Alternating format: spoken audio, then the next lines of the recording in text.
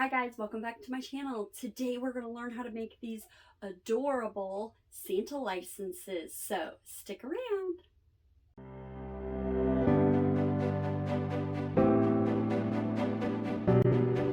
Hi guys, welcome back to my channel. It's Angela with Flip and Flutter Creations, and today I'm going to show you how to make these Santa licenses.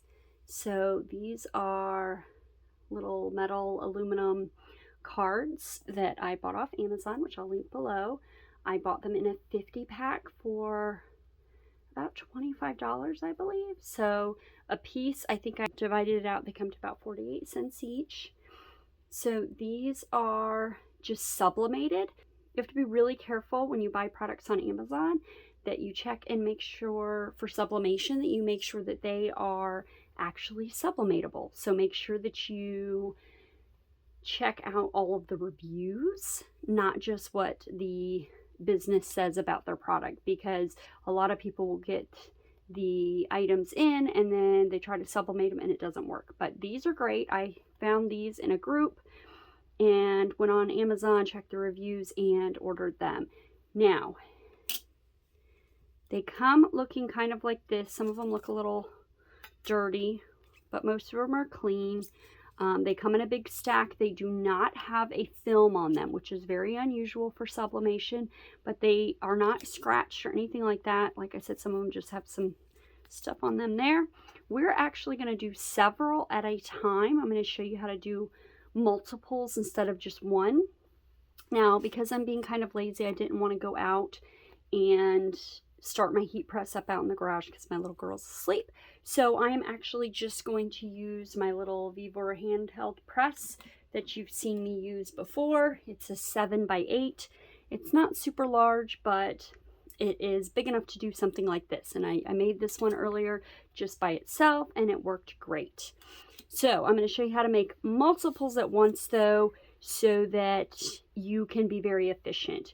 I'm only going to do 3 at a time because that's the size that, well, I only printed, oops, I only printed 4 just to test it out earlier. I didn't want to waste my paper.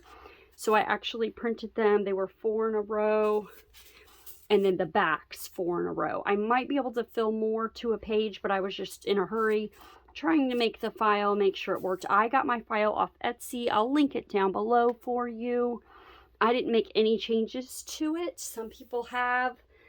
Some people customize the Santa, things like that, but I just wanted to keep it really simple just to see if any of my clients were even interested before I try to get much fancier with it. So I'm going to go ahead and show you how to do that. The first thing we need to do though is change the settings on the press. So right now I've got it at 320 Fahrenheit. Now this only goes to 392, which really we want to have 400, but it worked just fine earlier, and then I put it at 60 seconds. I don't know if that's the recommended temperature, and this gets there pretty quickly. It should heat up pretty fast. So I don't know if that's the recommended temperature.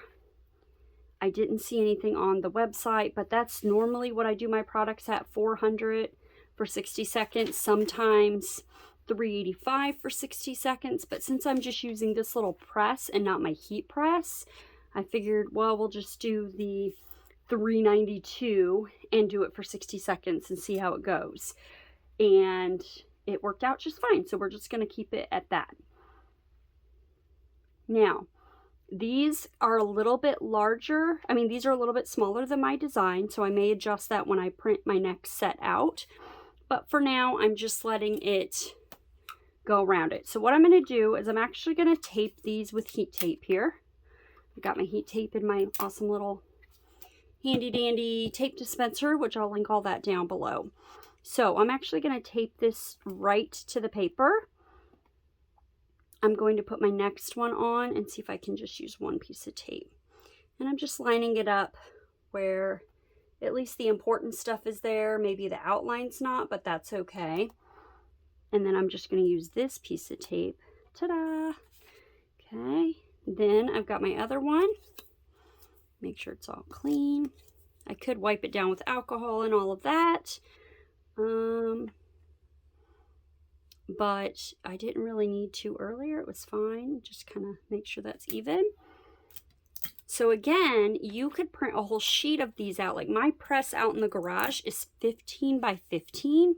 So really, I don't have to do just 3. I could do an entire sheet that I can print and do the fronts first, like we're going to do, then let them cool, and then do all the backs. And I could get potentially, I mean, at the minimum, I'm getting 4 just right here on one sheet, but my 15 by 15 press is so large, I might be able to fit 2 regular sheets on there. So potentially I could fit, well, actually a sheet held 8, but I put fronts and backs, so I only cut 4. I only printed 4 because I put 4 fronts and 4 backs. So if I printed all fronts on one sheet, I could put 8 on a piece and it would take me 1 minute, because these are only going to take a minute per side. So it would take me 2 minutes and I would get 8 done. So think of how many you could get done potentially in an hour, and really that's not bad if you use your full space. Now if you're doing one at a time, might take a little longer. So I've got my butcher paper here. This is just a thing to protect my wood piece that I'm using here in my little office, since I'm not out on my heat press. And I've got my butcher paper, which again, I get that from Sam's Club. And I've got butcher paper to put over it to put the design. Now, I need to flip these over. Boop, boop. Okay. And then I've got my heat gloves, because when these finish, they are very hot. And I want to be able to peel them and flip them and tape the next round. So I've got my heat gloves ready to go. And I got these from Amazon as well. They work great so far. So, all right, I'm going to put these on there. Yeah, see, my heat press actually got up to 406 degrees.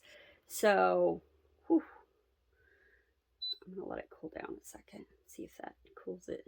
Ooh, it got pretty hot. But it's funny because it says it's only supposed to go to 392 degrees. So we're going to go ahead. Let me move these a little closer. Just to make sure. And make sure everything's being covered. I don't want to accidentally not cover something, which is actually what I'm worried about right now. I'm worried I'm not going to get, I might just do 2 of those right now and just wait on this last one, because I'm a little worried that this little press is not going to get both of them, or all 3 of them. So we're just going to stick with the 2 just to be safe. There we go. My temperature went down. And I'm going to go ahead and put it down, and I'm going to press down. Now, the last time you saw me use this, you saw me putting all kinds of pressure on it. That's because I was doing HTV. Now with this, I'm just doing sublimation, and sublimation doesn't need a lot of pressure. So I'm just kind of holding it down in place, and I am not putting a whole lot of my weight on here. So it's a little bit nicer. It's not as bad as, you know, when you're doing HTV. So that's nice.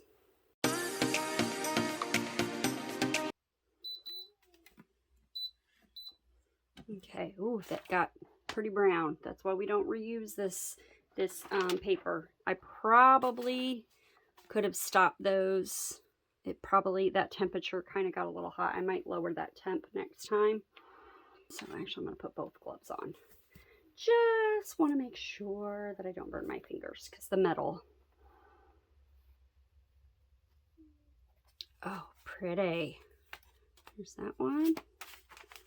Flip that over. Ah! The tape off there. Boop. Hot. All right. Ta-da! So I've got 2. They both came out beautiful.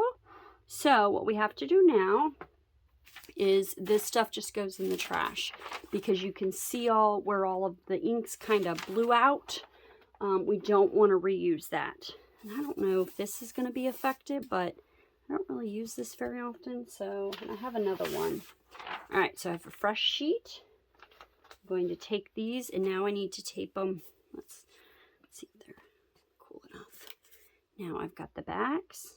These might be too hot to put on there right now. Whew. Oops, that got some red. something red on there. Oh, that's probably for my glove. Okay, so the big thing when you're doing the backs is you want to make sure that you line this up correctly. So for example, here's my completed one, and see how the back, the barcode scanner is the top. So you want to make sure that this is actually going to go down where the top North Pole is the top of the license barcode. So I'm just, again, these are a little bit bigger than the design, and I'm just going to tape this. I don't want it to hurt my design that's already there. I don't think it will. I've seen plenty of people do it this way. It's so hot that it's crinkling my paper already. All right. And we're just going to line that up the best that we can. Put that tape down. I think just one piece of tape should do it. And then we're going to flip this up. Okay. And put a clean piece of butcher paper down again.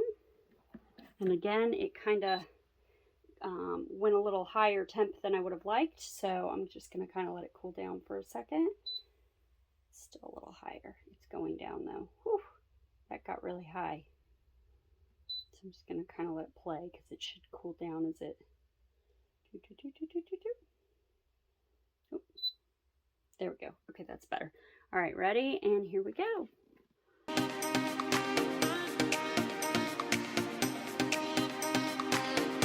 Okay, and here we go. Oh, that temp went up high again. I forgot I was going to lower that down. All right, so move that out of the way. Put my handy dandy gloves on again. Okay. Flip those over.